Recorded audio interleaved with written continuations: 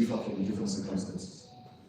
What we want to do is to regulate the movement, because we've seen vulnerability. Putting in an appeal system. If, for instance, the reasons that you believe necessitate you to move have not been well attended to, the student can escalate. Okay? We live in the world where there are many problems, GBV-related issues.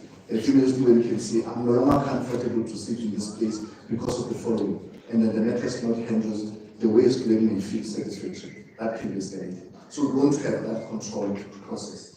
The risk with the current system we have is a student who moves without management of the process, we end up paying this accommodation and the student stays at a different accommodation. And then it creates problems. So that's the control process I'm talking about. The report of the pilot, the president of UK said that when we met at Nelson Mandela, we were reviewing the pilot. I don't know if Nelson Mandela colleagues are here. So Nelson Mandela University was asked to take the responsibility to record the session, to tell us what are the key resolutions out of this consultation, but also to integrate the resolutions of the roadshows. So what we're presenting to you now is a high-level summary of those resolutions. The issue about whether the pilot is successful or not successful, let me explain it this way. The decision that was taken following the pressure from stakeholders was, there's a problem with accommodation management at universities. Now, NSFAS asked itself following that decision, how do we best implement this private accommodation managed by NSFAS? What are the things we need to be aware of? The NSFAS does a pilot, a learning curve. What are the issues in the implementation of this model? So the outcomes of the pilot are lessons that NSFAS must be aware of, and the system must be aware of that. Be mindful of one, capacity issues, be mindful of the payment delay issues, be mindful of the movement of students, that a list of all those issues. Now NSFAS now has a responsibility to say, how do I implement these recommendations that came from all stakeholders for this model to work? So this is where we are. So I'm unable to deal with it from the thinking that whether it's successful or not successful. Remember, there's a decision that is a product of consultation with all stakeholders. In fact, Parliament made a position on this as well. Yeah. And the AG. Yeah. So that's where we are, President, with these issues. So here we're treating the high-level resolutions, and as the President of the UWC correctly points out, the implementation, cost implication, and timeline of implementation of these resolutions is an issue we must go to. Where you think that the thinking about implementation does not so much sync with the issues in the system, you have an opportunity to always say, this one, I think it can happen that way. Here there are weaknesses, we can treat it that way. That is the purpose of consultations that we do. The safety issue. You remember earlier I was speaking about the cost modeling. What is in the 5,000? What is in the 4.5? What is in the 4.1? In the cost modeling, you must have transport, you must have safety and security in terms of percentage when it's unpacked. So anybody who accommodates students must know this percentage is for transport, this percentage is for security, and this, all the key drivers of the norms and standards must find expression in the cost modeling. So it can't just be 5,000. What is 5,000 for? Always, everything we do, expenditure must tie back to the thinking about what this thing is cost to an accommodation, learning and living. Okay, so security is there, it's not left out.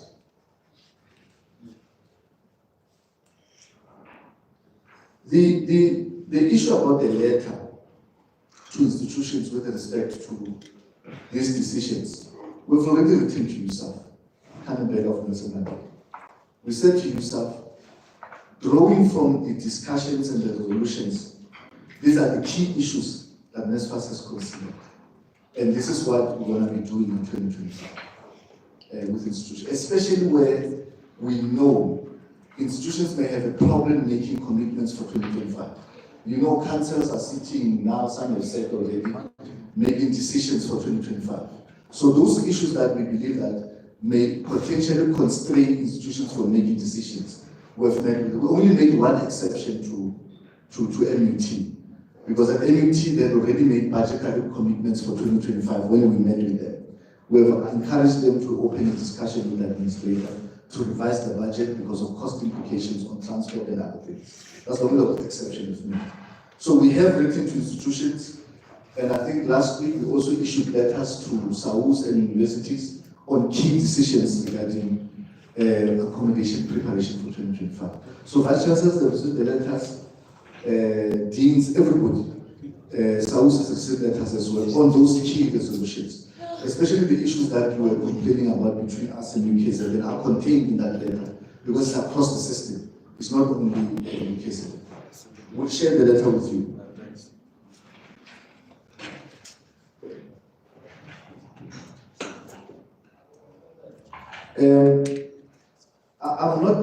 We're not aware about the administrative fees that are charged by accommodation owners. It's the first time I'm hearing.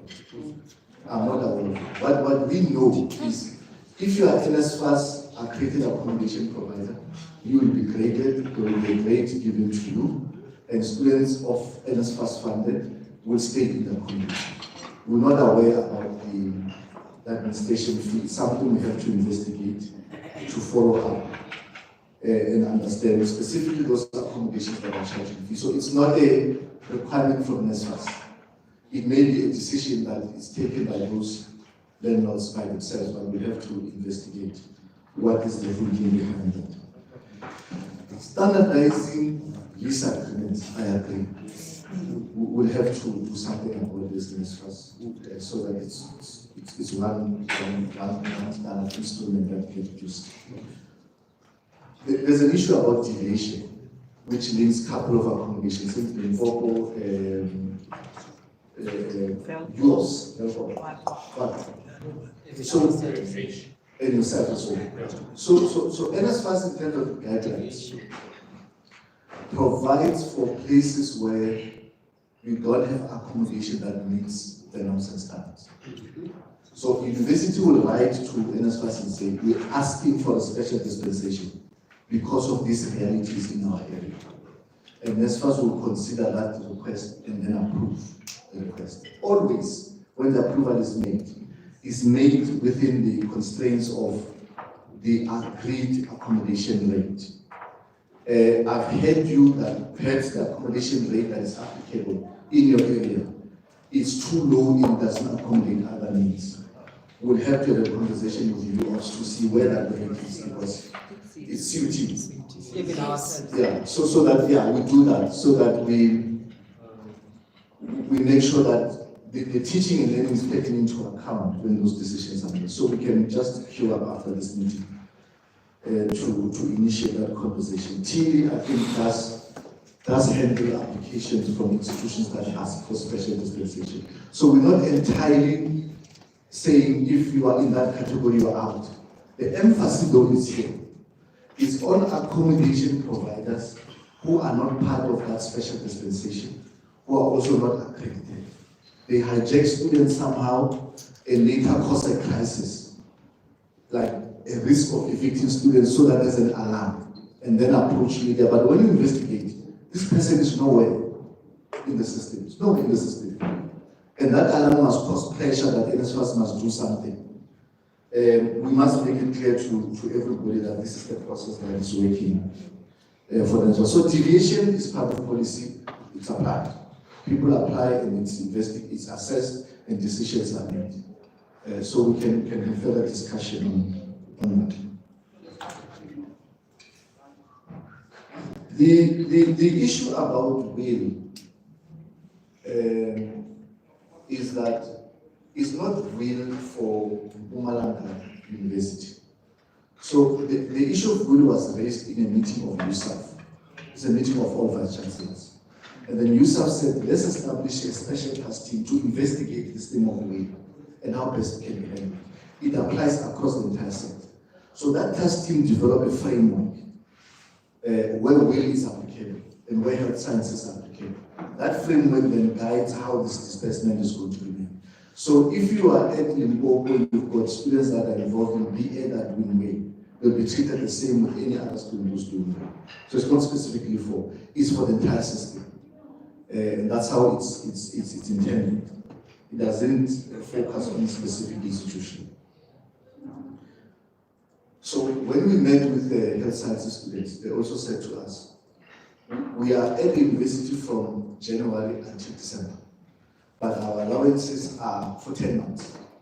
So while you prioritize early disbursement for us because we arrive on the 6th or 5th, please also consider that you must extend the month because we're going to be in the system for that long. Others are leaving. And we said to them, the decision on adjusting the expenditure doesn't lie with NSFAS. Okay? Doesn't lie with NSFAS. We can make alterations on disbursing early so that those who arrive early are taken care of. But we will raise these concerns up the hierarchy. And USAF also will do the same. Because the decision on budgeting is not NSFAS budgeting. It's with the principals. They are there. They must consider the issue, then advise us. And you know, budgetary issues are also very constrained activity in terms of, because of competing interest in the country. So that's a delicate issue that cannot be resolved by NSFAS. We can resolve the issue of early disbursement, cover those categories of students. So it has been noted, USAF has side of it because they also raised it with us.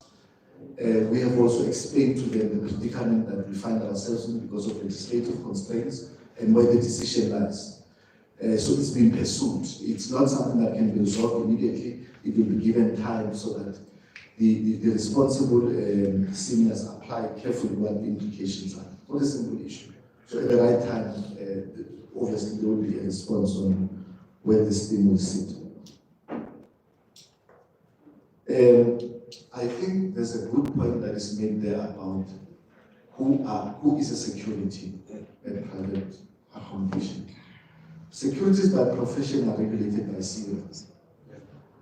We must just maybe establish, whether in terms of the norms and standards, there's an insistence that yes, you provide security, but this person must be qualified to be a security.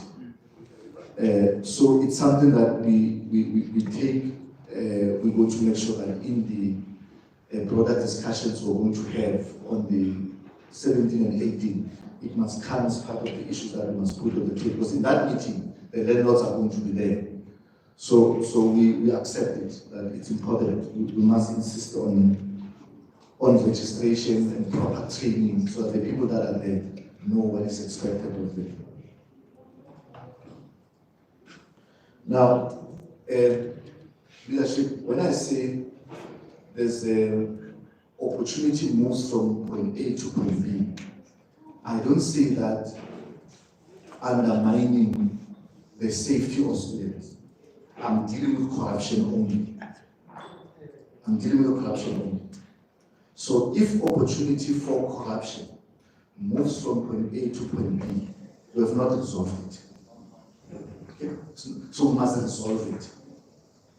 We must focus on resolving, putting systems in place to resolve it. And we say plugging the holes requires all of us that are interested in the system to work, to participate.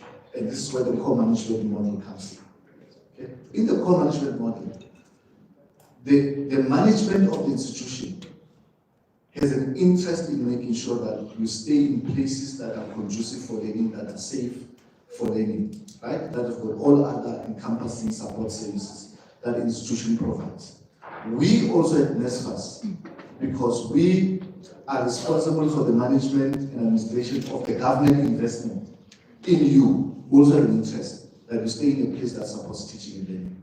You as student leaders, you also have interest that your students are staying in places that are conducive for learning. So that's where the co-management concept comes from. We've got to participate in that process, all of us. Institutions have a role, you have a role, we have a role. Okay?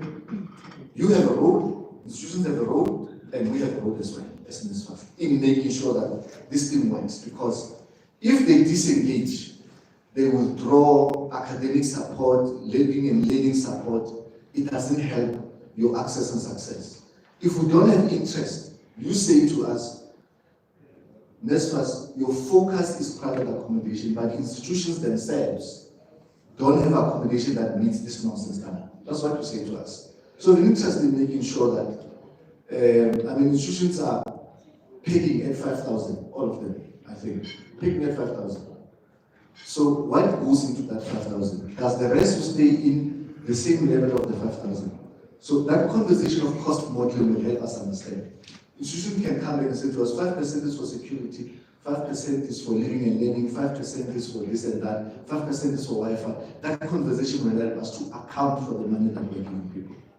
So it will apply for institutions, it will apply for property that is outside of the institution. We accept that we have capacity issues at NSFAS, and we are addressing those capacity issues.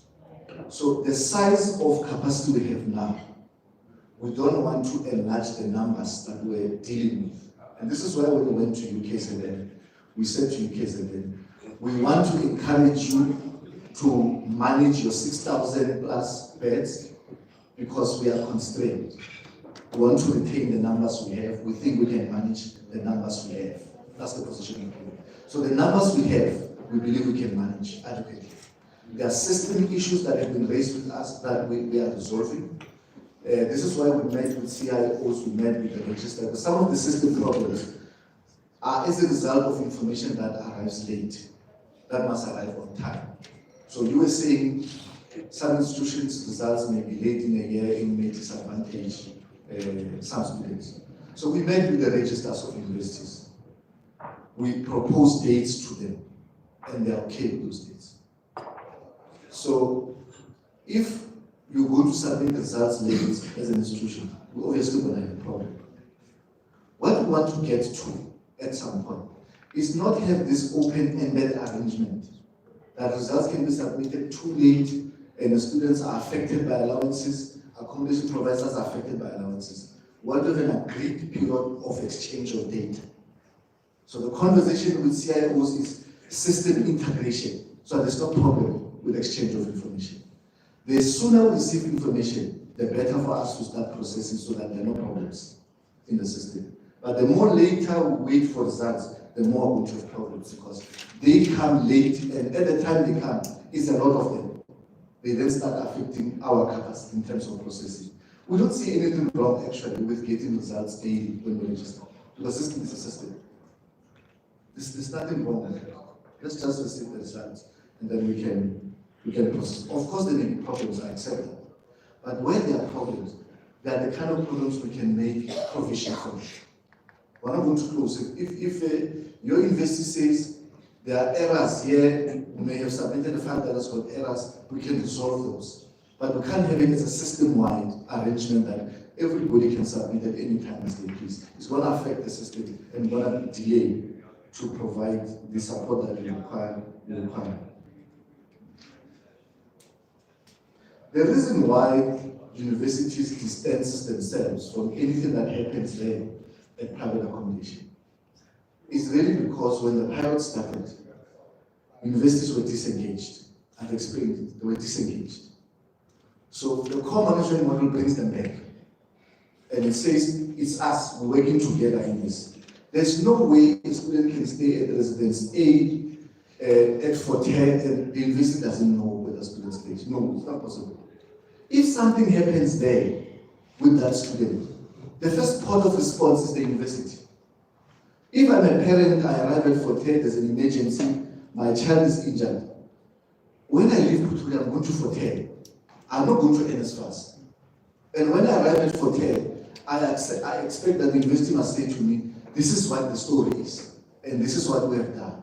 Because all universities, you have got student services that is funded specifically for support, life, living and learning for support. So we must plug back the universities in the system. We must plug them back, they must play their role, we must play our role, you must play your role for the system to work.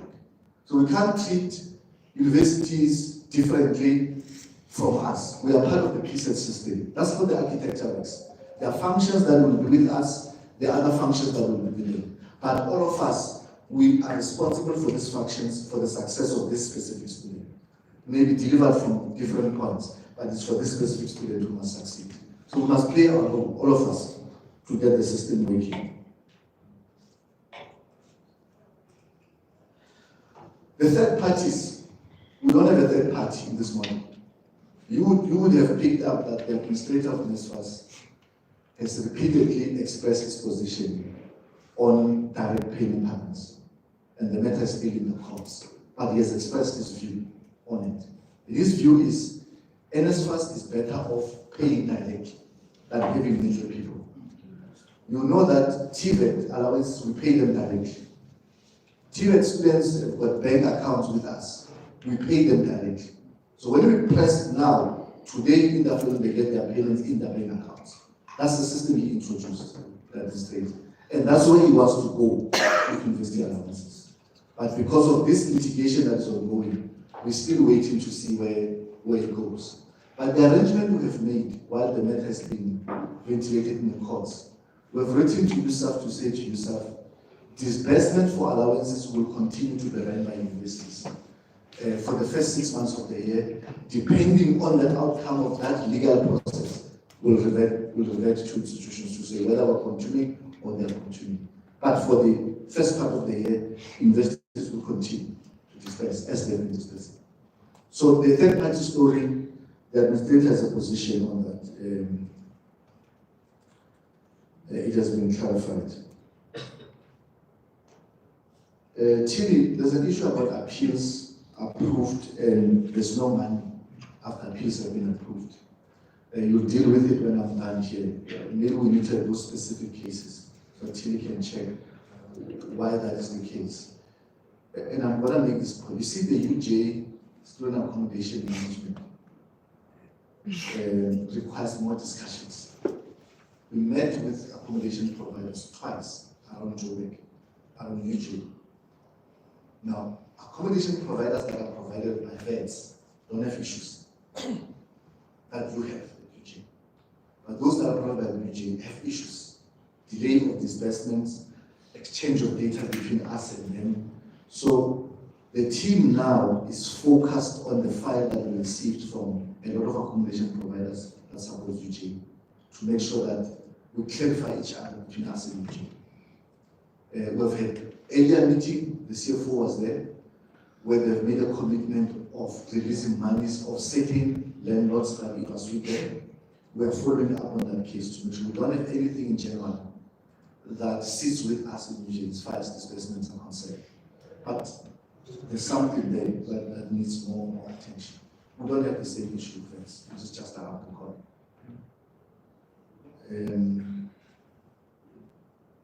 President, I agree fully that if we carry these resolutions to the 17, 18 of December, and as far as when it comes, there must come an implementation plan, obviously, saying these are the things that are doable for 2025, these are the things that are doable for 2026.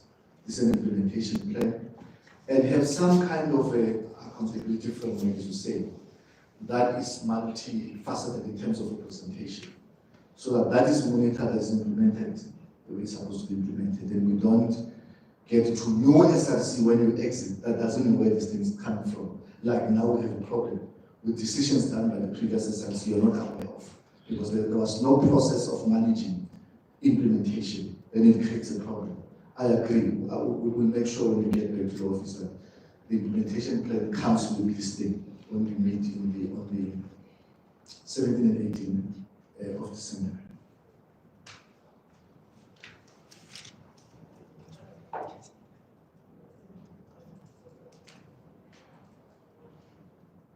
So the leadership that was sitting next to you asked a question about the beds, availability of the beds. The biggest problem we have is that enrollment targets are far ahead. Okay? And investment in infrastructure development is far behind. So there's always going to be a gap. There's going to be a big shortage of beds in the system. Your predecessors, and I'm happy the SG of South is here, one of the things he said in Parliament, he reminded Parliament that actually, it's SAUs that encourage inviting private sector to invest in infrastructure development, because government does not have money to do that. It's a reality. Okay, it's a reality. If government doesn't have enough money to catch up with the enrollment target, and it doesn't invite private participation, we're gonna sit in a crisis, in a big crisis. The additional beds that we have now in the system, I think 80 or 90% of them are from private hands, are not from the state, are from private hands. Now imagine if you pull them out of the system completely. Pull them out. The president of UK was saying to me, this is 6,000 that we're losing to MUT and DUT because they are offering leases. Just pull them out and see how the picture looks like. It's an ugly sight. So the importance of encouraging investment in student accommodation development in the system, it's critical. So the least we can do is to standardize policy, consistency, fairness in the process, so that investment has got confidence that there's policy stability. If you don't do that, there's going to be a flight of investment. But the long-term implications is you're not going to have. Remember, accommodation, site for living and for learning and living, you're not going to have it in the system. So in any way, if we don't do it properly, the result of it is a disinvestment from the investment we make in education. So I want us to understand that we're not responsible for providing the beds as NSFAS. We're responsible for providing funding. But we recognize that there are too many things in the system that we need to tie together in a form of policy to stabilize the system. And that's the responsibility that we are taking. And we can't do that on our own. We need yourself. Imagine if I'm an investor. 2 years ago, I was sitting in a meeting with student leaders who were saying, we need this investment in student accommodation. And these are the decisions that need to be taken. 2 years later, I'm in the middle of a commitment. There's a conversation that says, this thing doesn't work, cancel it. You see the ring it sends. I now go back to the funders and say, whoa, there's a risk here, there's no stability. That's the risk. So everything we say, we must be mindful of its implications to stability of the system.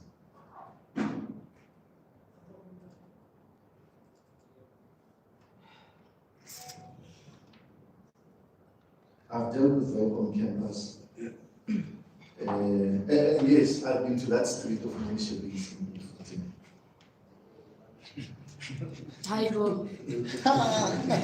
So, Tilly, can you? So you've answered the upfront payment.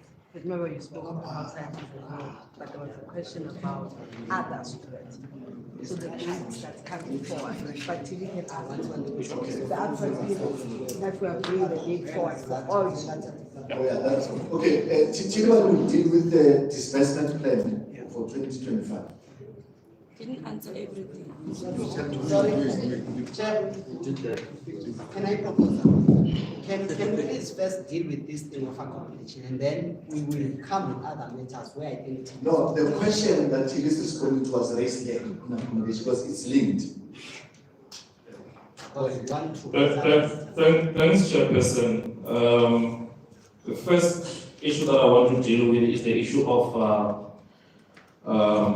academic results. There is a link on that issue. If we don't get the results on time, it means NSFAS won't be able to fund students. That means the students won't move into accommodations. One of the reasons why we felt that let us ask institutions to submit results early is to avoid the issues that you've been raising for the past, I don't know how many years, where you keep on coming to us and you say, yeah, students are not funded. And the very same CUT that is raising this concern, they know very well. They only gave us the results beginning of this year, sometime towards the end of January. And you should understand what it means. It means we were not able to fund their students. So now we are trying to address the very same issue that you raised during the year. Now you seem to have a problem with it. Yes. So what we did this year, we had a meeting with all the CFOs. We had a meeting with the registrars. We said to them, do they think they'll be able to give us the results? And all of them, they committed to that. The only thing that we were asked not to do was to block the results system portal, meaning they can still upload the results. We are not going to implement the 15th as the cutoff date. We wish all institutions can submit results by the 15th. It will give us time to process and confirm funding statuses. However, where there are issues, and we are very much aware of things like supplementary exams, we will still accommodate those. We are not planning to block the system and say after the 15th, you shouldn't be sending the results. We are very much aware. But where we are going with this, we want to address the issue of students who will go back to institutions beginning of the year and they say, no, they are not funded, they don't know how they should register and all that. Somehow, TUT is one of them. They also gave us the results very late this beginning of this year, sometime mid-January. And it made sense because they explained to us that no, it's because of transition from whatever situation, the COVID days, you know, that we had to extend the year, and because of that, it impacted their processes. But the institution should be ready to load the results. We spoke to them, and I remember in the meeting we had with the CFOs, we said to them, whoever is not going to be ready to upload the results, they must start meeting with CUT. I think it was a month ago, if I'm not mistaken, they came to our office. We spoke to them. The students which were presented then are not paid because of the exceptions. And by that time, they even said they are going to reconcile.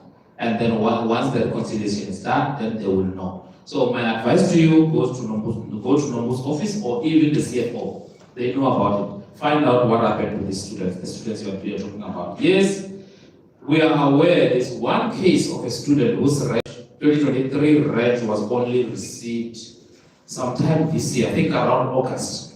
I was made aware of the case. Unfortunately, since then we haven't processed any 2023 outstanding payment. However, we are busy with, we call it a close out, where we are going through the 2023 so that we can finalize any outstanding record for the year. So that's where we are. Once the record is done, then we will know if there's a need for us to make another payment. Then there was another issue around this deviation of accommodation where institutions will write to us. Now maybe it's here. You heard how the parliament, the portfolio committee is very strict about that thing, that we need to be very careful. They raised it with you in your presence to say we need to be very careful. Colleagues or leadership comrades. So how are we going to do this? You need to be fair when you raise or when you request this money. I can tell you now, there's an institution that requested that NSFAS must approve 5,000 per student per month for accommodation. Where's the fairness? That was not fair. That's why we said with them, we agreed on a different amount rather than the 5,000. We are willing to listen to you, only if you are not being ridiculous. So that at the end of the day, we should be able to account for it. Where you know we are not going to be able to account for it, I'm not going to lie to you. We won't be in a position to listen to things that doesn't make sense. Let's be fair, and then we can engage. University of Limpopo, UFH, UFS, and C. We've been doing this, I don't know for how many years now. University of Limpopo and UFS, we've been doing this for the past 3-4 years now, that they will write to us and we will sit down with them, we agree, and then from there we give a go-ahead for institutions to have this amount. But you need to be very fair when it comes to this. And then the issue of appeals. You see, the issue that you are bringing here now again is the issue that was brought up by UFS SRC, the previous meeting we had, and I responded to that leadership. I really wonder why I was still bringing that up here. UFS even wrote to me, we are still dealing with their issue. However, what I will do, I will ask my colleagues to check when were these students funded, just to see what really triggered what you are raising now. So these institutions, which is the exercise that we are doing with UFS, because they said some of the students were only funded now. However, it is important that beginning of the year, you push or you force your institutions to submit all the registration data. You need to remember that we have one pot for all the universities. When we say 37.9 billion, that means UFS will take from there, UNP will take from there. You guys, your institution's budget is unlimited, but NSFA's budget is limited. So it's something that we also need to look at. So it's important, beginning of the year, our systems will be ready as early as around the 10th to start receiving registration data. And we really want to work with you guys. We really want to work with the institutions for them to address these issues. I think, Chairperson, those are the 4 issues there. Oh, yes. Oh, thanks. So regarding the issue of upfront, we've already put together a plan. Actually, I shared it with you during the meeting we had, my presentation. The first payment, which is the upfront, is scheduled for the 10th of January. We are going to pay all of the institutions. We've already done the calculations. We've already presented it to your CFOs. We are supposed to pay around 3.7 billion as we speak for the upfront, which will be released around the 10th of January. And then also, we do have a disbursement plan for the whole year, January until December 2025. So we have that in place, and we are going to implement that. Hence, we are discussing it with your institutions, because we want them to then use it to plan as to how are they going to do their processes, how are they going to pay your allowances, which is one of the reasons why we gave it to them, so that they can use it to plan. So I think with the upfront, we are there. We have a plan in place, and I think it was him who raised the upfront, the previous meeting. It was you, ne? Yes, and we responded. We even showed you on the presentation that is there. It's scheduled for the 10th of January. Thank you.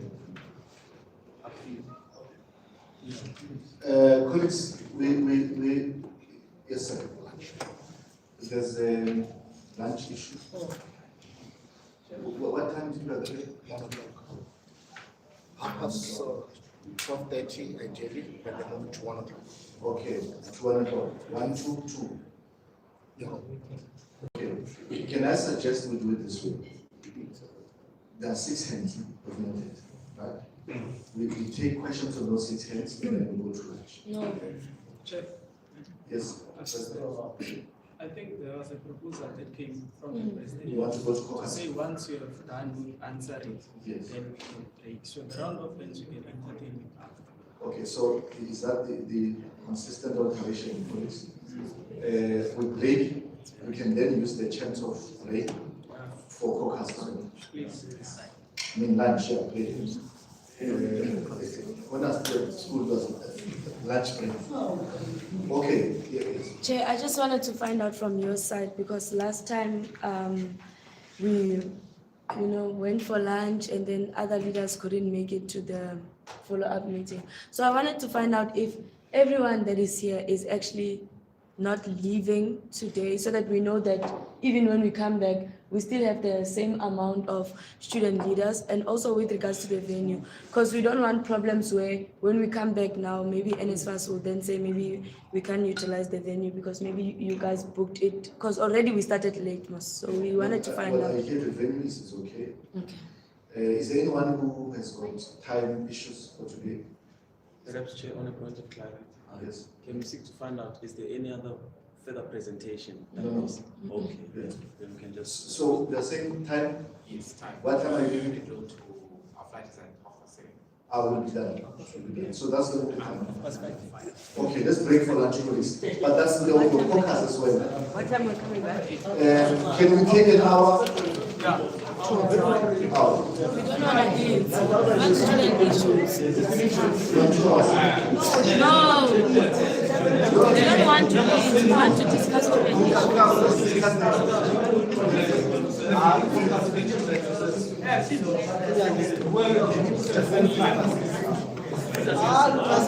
was moving in the right direction.